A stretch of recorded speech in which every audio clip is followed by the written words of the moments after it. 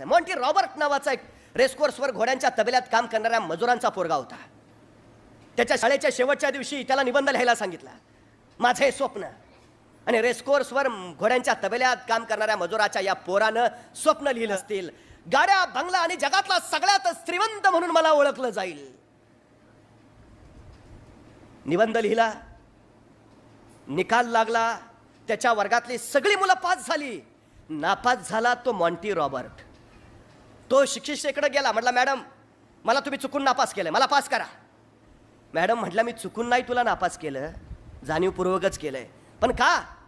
अरे तू स्वप्न काय लिहिलं, निबंध काय लिहिलायस तू?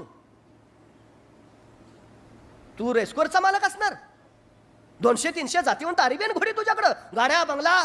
अरे वेड्या, शक्य होईल ते स्वप्न बघावं, अशक्य कुठीतलं नाही. कधी कळणार तुला? तुझं हे स्वप्न कधीच पूर्ण होऊ शकत नाही. गायस, मी तुला पास करूच नाही शकत. नाही मॅडम, तुम्ही मला पास करा. ठीक, तू तुझं स्वप्न बदल, मी तुला पास करते. मॉन्टी म्हणला, नाही मॅडम, मी माझं स्वप्न नाही बदलणार, मी माझ्या स्वप्नावर ठाम आहे. मॅडम म्हणल्या, नाही, मग मी तुला पास नाही करणार. तू ठरव, परीक्षेत पास व्हायचंय, पुढच्या वर्गात जायचंय, का हेच स्वप्न ठेवून घरी बसायचं आहे? मॅडम म्हटलं, मी स्वप्न नाही बदलणार, द्या तो निकाल माझ्याकडं. पण लक्षात ठेवा टीचर, एक दिवस मी माझं स्वप्न पूर्ण करणारच. आणि तो मॉन्टी रॉबर्ट तिथून निघून गेला.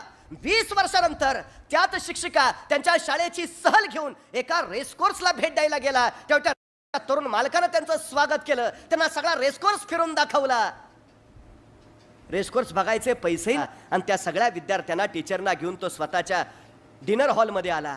तिथं त्या मॅडमनी बघितलं तर एका भिंतीवर एक सर्टिफिकेट फ्रेम करून ठेवलेलं. त्या मॅडम जरा चाहुलीनं जवळ गेल्या आणि म्हणाले, अरे हा तर आमच्या शाळेचा निकाल आहे.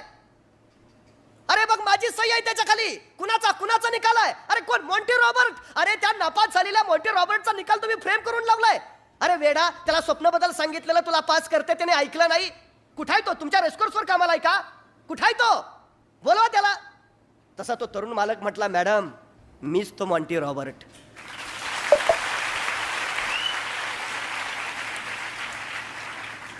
आणि मॅडम, मी माझं स्वप्न पूर्ण केलं आहे. मॅडम, तुमच्या सांगण्यानुसार मी जर स्वप्न बदललं असतं तर शाळेच्या परीक्षेत मी पास झालो असतो. सांगू द्या, कुणी काही सल्ले देऊ द्या, ठाम राहा. जे ठरवलंय ना त्याच्यावर ठाम राहा. इतके भक्कम राहा की ते मिळवल्याशिवाय तुम्हाला दुसरा पर्यायच असणार नाही. इतके ठाम. तुमचा कृती ठाम हवी, तुमचा निर्णय ठाम हवा, तुमचा विचार ठाम हवा, तुमचा अभ्यास ठाम हवा, तुमचा व्यासंग ठामच असायला हवा. बस.